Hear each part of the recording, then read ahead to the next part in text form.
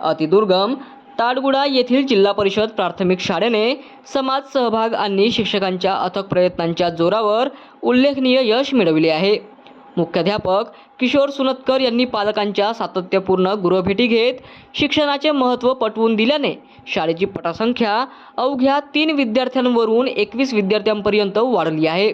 शाळेची रंगरंगोटी, आकर्षक परिसर आणि शाळा व्यवस्थापन समिती तसेच केंद्र समन्वयक डॉक्टर दिवाकर नारनवरे यांच्या मार्गदर्शनामुळे विद्यार्थ्यांमध्ये शिक्षणाविषयी उत्साह निर्माण झाला आहे। यावर गट शिक्षणाधिकारी सुनील आयंचवार म्हणतात, आज अनेक शाळा पटसंख्येअभावी बंद होण्याच्या मार्गावर आहेत।